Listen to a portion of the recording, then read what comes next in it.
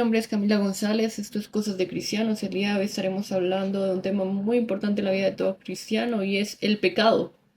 Y es quizá uno de los temas más cruciales para todo cristiano por muchas razones. La primera podría ser que como cristianos sabemos que el pecado trae consecuencias y que nos separa de Dios. También entendemos que una vez tenemos una relación con Dios y el Espíritu Santo está en nosotros, el pecado llega a generar cierta incomodidad en nosotros. Y por último, pero no menos importante, de hecho creo que es uno de los temas más claves, es que el pecado nos esclaviza. Y a pesar de que no hablamos tanto de eso, creo que deberíamos partir de este punto para este mensaje. Sin embargo, creo que es importante que primero definamos lo que es el pecado bíblicamente. La Biblia nos dice en 1 Juan 3:4 que todo el que practica el pecado está violando la ley y que el pecado es la violación de la ley. Entonces podemos definir en estos términos que el pecado es la violación de la ley. Sin embargo, no se queda ahí, no se queda en la ley, no se quedan los 10 mandamientos. Santiago 4:17 nos dice, y al que sabe hacer lo bueno y no lo hace, le es contado como pecado. Muchas veces nos preguntamos, ¿y esto realmente es pecado? La Biblia no dice nada específicamente de esto, la Biblia no nos habla específicamente de aquello. No sabemos, vemos estas cosas como puntos grises. Sin embargo, Santiago 4:17 nos deja claridad de que el que sabe hacer lo bueno y no lo hace le es contado como pecado. Muchas veces omitimos lo que sabemos que está bien, lo que sabemos que es el bien, y dice la Biblia que esto mismo nos es contado como pecado, el omitir estas cosas. Es en este punto de donde entra el tema de la moralidad, y Pablo nos habla un poco de eso en Romanos y nos dice, de hecho, cuando los gentiles que no tienen la ley cumplen por naturaleza lo que la ley exige, ellos son ley para sí mismos, aunque no tengan la ley, estos muestran que llevan escrito en el corazón lo que la ley les exige, como lo atestigua su conciencia, pues sus propios pensamientos a veces los acusan y otras veces los excusan. Entonces vemos una realidad que nos enseña Pablo, y es que la ley está escrita en nuestro corazón, que aquellos que no conocen la ley, que aquellos que no tienen conocimiento de la palabra de Dios, por esta ley que tienen escrita en el corazón, lo que llamamos conciencia, ellos pueden conocer lo que está bien y lo que está mal. Llegar así a entender también que el que sabe hacer lo bueno y no no lo hace, le es contado como pecado. Pero vamos al inicio. El pecado entra en la humanidad a partir del Edén, por la desobediencia del hombre y por el orgullo del hombre, por la idea de que puede llegar a elegir lo que está bien y lo que está mal, de llegar a ser como Dios sin Dios. En ese momento el pecado entra en la humanidad y se rompe la comunión del hombre con Dios, se rompe esta estructura perfecta, se rompe esta identidad perfecta con la que Dios crea al hombre, porque ahora tenemos un hombre que se aparta de Dios y por ende no puede cumplir con su propósito inicial. En este momento la relación de Dios y el hombre es fragmentada, el propósito del hombre llega a ser distorsionado, y es así como entra el pecado en la humanidad. Pero entonces Dios provee una solución y vemos que Jesús es la respuesta al pecado, no solo porque nos libera del castigo, sino porque nos libera del yugo del pecado. Vemos que Jesús no solo vino a la tierra a pagar ese precio, sino que vino a la tierra a ayudarnos a ser libres del pecado aquí en la tierra. Y nos dice Gálatas 5:24-26, pero los que son de Cristo han crucificado la carne a sus pasiones y deseos. Si vivimos por el Espíritu, andemos también por el Espíritu, no nos hagamos vanagloriosos, irritándonos unos a otros, envidiándonos unos a otros. Y esto nos habla de un llamado a una nueva naturaleza que tenemos que vivir aquellos que nos llamamos cristianos. Es una naturaleza en donde ya no vivimos por las cosas de la carne, sino vivimos en el Espíritu. Y dice que entonces hemos crucificado nuestra carne junto a nuestras pasiones y deseos. Ahí nos habla de una nueva naturaleza, y nos habla de vivir de una forma diferente, nos habla de una vida en donde no estamos atados a esta carnalidad que nos lleva a pecar. Y vemos que Dios nos hace un llamado a la santidad como tal. Y primera de Pedro 1:15 dice, sí, sino como aquel que os llamó es santo, sed también vosotros santos en toda vuestra manera de vivir, porque escrito está, sed santos porque yo soy santo. Y vemos que es un mandato de Dios y que si no fuera posible no nos diría que lo hagamos. Ahora hay algo que tenemos que entender, y es que nuestra propia naturaleza carnal, en nuestras propias fuerzas, no podemos lograrlo. Y es muy probable que nunca lleguemos a la perfección. Es muy probable que nunca lleguemos a la santidad completa, porque al final del día estamos aquí expuestos. Y aunque elijamos vivir en nuestro espíritu, sabemos que hay cosas que nos son difíciles de controlar y que no logramos tal vez. Pero está la importancia del proceso de la santificación en nosotros. Hebreos 12:14 dice, seguid la paz con todos y la santidad, sin la cual nadie verá al Señor. Y esto me parece una sentencia bastante fuerte. Dice que sin la santidad nadie verá al Señor. Y tenemos que preguntarnos si realmente estamos caminando en ese proceso de santidad o si seguimos caminando en nuestra carnalidad, viviendo para nuestros propios deseos y nuestras propias pasiones. Nosotros conocemos las obras de la carne y conocemos las obras del espíritu. Y ahí es donde entramos en este conflicto, en esta famosa lucha con el pecado, que realmente debería ser nuestra lucha contra el pecado, ya que entendemos qué es lo que no deberíamos hacer, entendemos qué es lo que está mal, entendemos de qué forma quisiéramos vivir, de qué forma quisiéramos actuar, pero muchas veces nos cuesta seguirlo. El mismo Pablo lo dice, que hacemos lo que no queremos y lo que no queremos lo hacemos.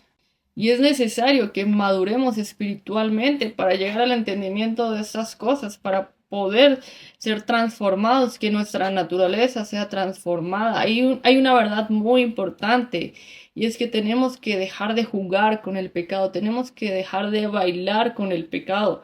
No podemos seguir excusándonos en la gracia, no podemos seguir excusándonos en el amor de Dios, no podemos seguir excusándonos en el libre albedrío. Pablo lo dice.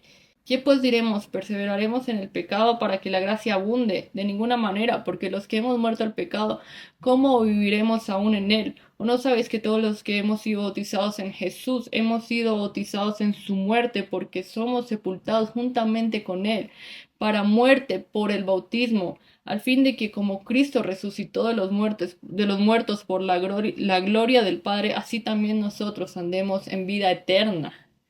No podemos llamarnos cristianos, no podemos ni siquiera llamarnos hijos de Dios si seguimos viviendo conforme a la carne. Muchas veces decimos, todos somos hijos de Dios y realmente esto no es una verdad bíblica. De hecho, la Biblia nos dice en Romanos 8:14-23, pues ustedes no han recibido espíritu que los esclavice nuevamente al miedo, sino que han recibido espíritu de adopción, por el cual clamamos, Abba Padre. El Espíritu mismo da testimonio de nuestro espíritu de que somos hijos de Dios. La palabra de Dios nos enseña que los que obedecen a Dios, que los que siguen sus mandamientos, que los que viven en el Espíritu pueden ser llamados hijos de Dios. Y tal vez esto es una verdad dura, porque muchas veces queremos creer que todos somos hijos de Dios, pero realmente todos somos criaturas, todos hemos sido creados por Dios, pero solo algunos podemos ser llamados hijos de Dios. Se puede llamar hijo de Dios aquel que obedece, aquel que permanece en el Espíritu. Y hay algo muy importante en este versículo y debemos preguntarnos, ¿por qué dice que los esclavice nuevamente? Y esto es una verdad que tenemos que entender, y es que una vez que hemos aceptado a Jesús como nuestro Señor y Salvador, estamos aceptando el señorío de Cristo, estamos renunciando a nuestro libre albedrío. No es que nos sea quitado, pero estamos sometiéndolo a la verdad de Cristo, estamos sometiendo nuestra libertad a Cristo. En ese momento en que aceptamos a Jesús como nuestro Señor y Salvador, estamos sometiendo nuestra propia voluntad, porque adoptamos una naturaleza diferente, que es la naturaleza de Cristo, que es la naturaleza que perdimos en el Edén en el momento en que el hombre peca, y ha sido el plan de Dios desde entonces, desde el inicio. De hecho, Dios nos creó con esta idea de que fuéramos portadores de su imagen. Dice que fuimos creados a su semejanza, que fuimos creados para su gloria. Y esto se rompe en el momento en que el pecado entra a la humanidad. Pero esa naturaleza la recuperamos en el momento en que sometemos nuestra voluntad a Cristo y realmente entendemos que es aceptar su señorío. Toda nuestra naturaleza es transformada. Ya no vivimos para la carne, ahora vivimos para el espíritu. Y segunda de Corintios 5, 17, 18 nos dice, de modo que si alguno está en Cristo, nueva criatura es, las cosas viejas pasaron, y aquí todas son hechas nuevas. Y todo esto proviene de Dios, quien nos reconcilió consigo mismo por Cristo y nos dio el ministerio de la reconciliación. Y vemos varias cosas importantes aquí, y es que las cosas viejas pasaron, somos nueva criatura, todo el que está en Cristo es nueva criatura, tiene una nueva naturaleza. Dice que nos reconcilia, y volvemos al punto del Edén, es esta relación que se perdió, es reconciliada justamente a través de Cristo. También nos habla de la paga del pecado justamente, porque nos dice la Biblia que la paga del pecado es la muerte, pero que Jesús vino a pagar esa condena, porque vemos que hay un Dios justo cuya justicia requiere que sea solventada a partir de la muerte. Vemos que la paga del pecado es la muerte y es justamente Cristo quien viene a pagar ese precio y quien nos absuelve de esa deuda. Gálatas 2:20 nos dice, con Cristo estoy juntamente crucificado y ya no vivo yo, mas vive Cristo en mí. Y lo que ahora vivo en la carne, lo vivo en la fe del Hijo de Dios, el cual me amó y se entregó a sí mismo por mí. Vemos este sacrificio, pero vemos algo más y vemos que a través de este sacrificio nosotros morimos a nuestra carne. Muchas veces decimos este versículo, es uno de los más famosos, y decimos, ya no vivo yo, mas Cristo vive en mí, pero ¿qué significa realmente que Cristo viva en mí? ¿Qué significa realmente que hemos sido crucificados? Significa que nuestra manera de pensar ya no puede ser la misma, que nuestra manera de actuar ya no puede ser la misma, que necesitamos madurar espiritualmente y dejar de comportarnos como niños y dejar de excusarnos en la gracia, dejar de excusarnos en el libre albedrío. Debemos dejar de excusarnos en tantas cosas y tomar acción y realmente entender que el sacrificio de Jesús fue suficiente para liberarnos del pecado. Tenemos que preguntarnos entonces, ¿en qué naturaleza estoy viviendo? ¿He sido crucificado juntamente con Cristo o sigo escondiéndome en excusas? ¿Acepto el señorío de Cristo realmente? Y vemos también en ese versículo en el que hablaba de que somos adoptados como hijos y menciona la esclavitud. Y hay un punto muy importante de esto. Para mí comprender esta realidad me hizo entender mi condición. Juan 8:31 nos dice, dijo entonces Jesús a los judíos que habían creído en él, si vosotros permaneceréis en mi palabra, seréis verdaderamente mis discípulos y conoceréis la verdad y la verdad os hará libres.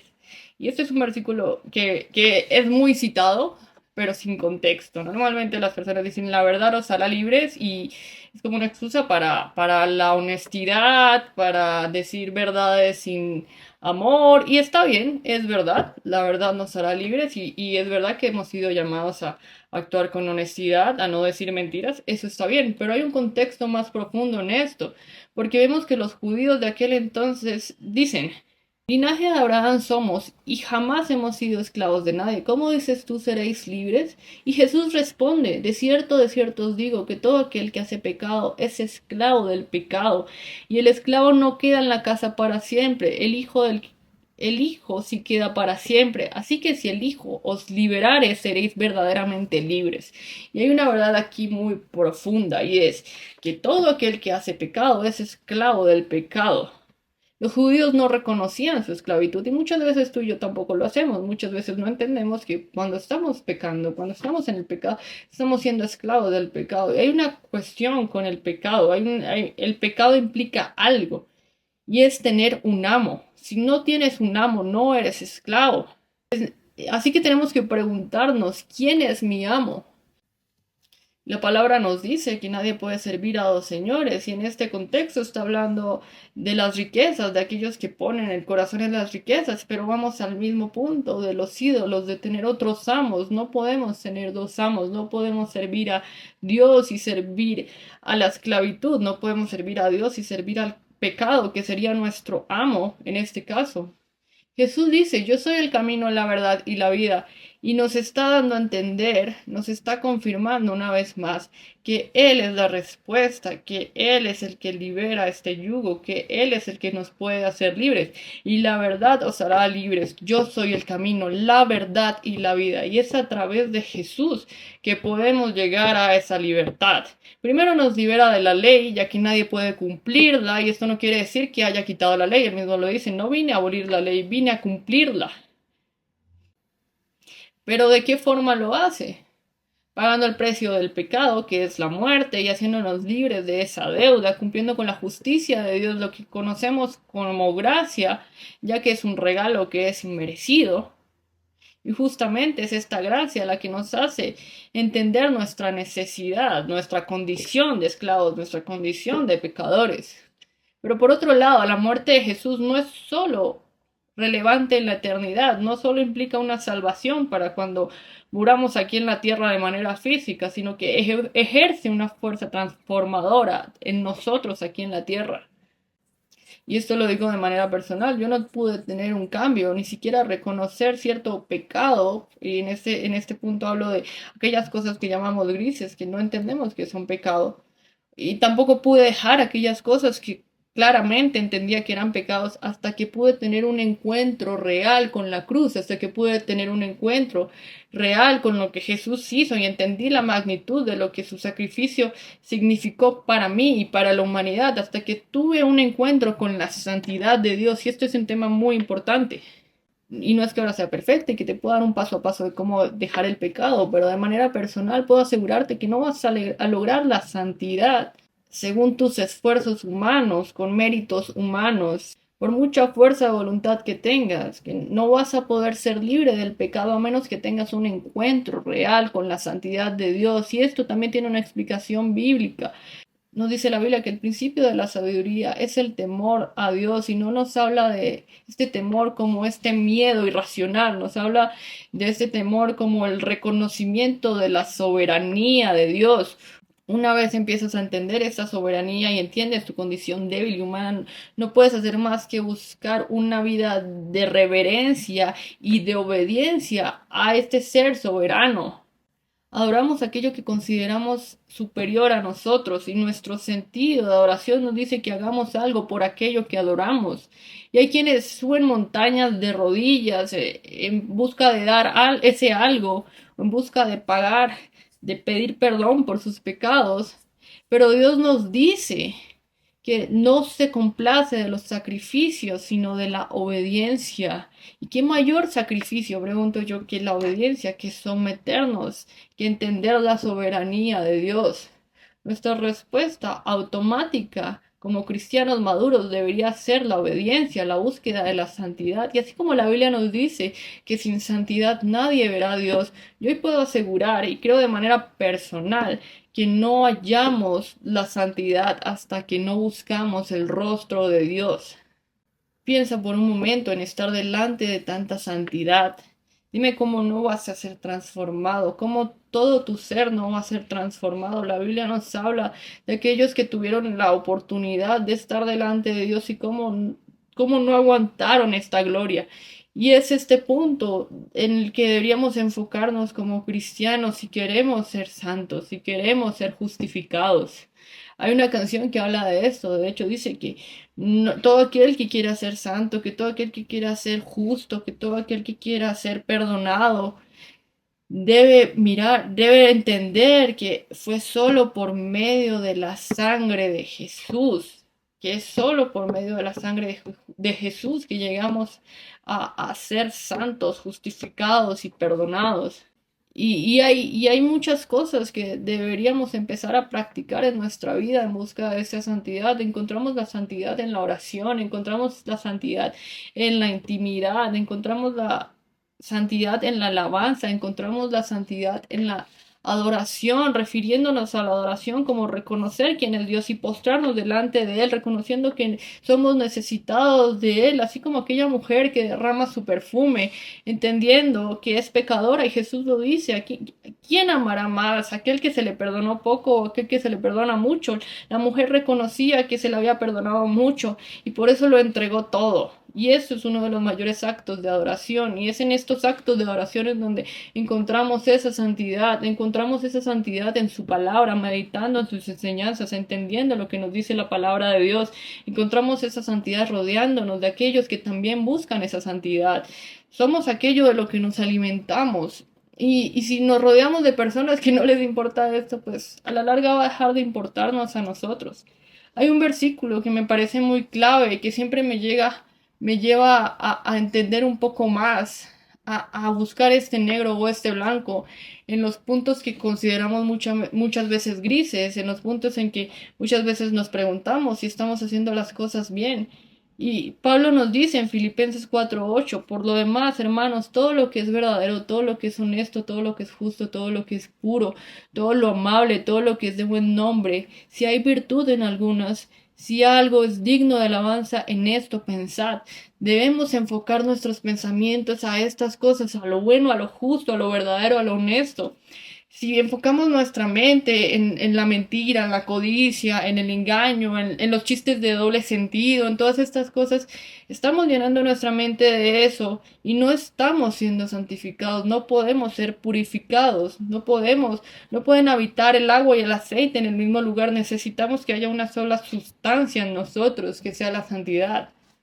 Puede que no tengas ningún interés en esto, porque yo estoy hablando para aquellos que quieren ser santos, para aquellos que quieren ser justificados, para aquellos que están en este camino de la santidad, pero puede que en este momento tú digas, no, a mí eso no me interesa. Y está bien si puede que no seas un creyente, puede que no seas cristiano, está bien. Mi llamado, mi deber es invitarte a conocer al Jesús que yo conozco y que puedas entender que hay una forma de vivir las cosas, de hacer las cosas de forma diferente, que tu naturaleza puede ser cambiada y que no necesariamente se trata de una doctrina que te lava la cabeza, sino que se trata de una verdad que transforma y que nos lleva a hacer aquellas cosas que incluso tú piensas que están bien, porque sabemos que hay una ley moral intrínseca en cada uno de nosotros. Pero si eres cristiano y no tienes interés alguno por esa santidad, quiero invitarte a que te preguntes por un momento si realmente puedes ser llamado cristiano, si realmente estás siguiendo las enseñanzas de Jesús, si realmente estás siendo una persona madura, un cristiano maduro, o estás comportándote como un niño que necesita alimentarse de comida de niños, como nos dice Pablo. Todo cristiano debería buscar la santidad, porque solo a través de eso veremos a Dios. Si te gustó este mensaje, te invito a suscribirte a mi canal, a compartirlo con otros, a darle a la campanita de notificaciones para que sepas cuándo va a salir un nuevo mensaje, que puedas ser parte de esto y que puedas compartir este mensaje con otros. Gracias.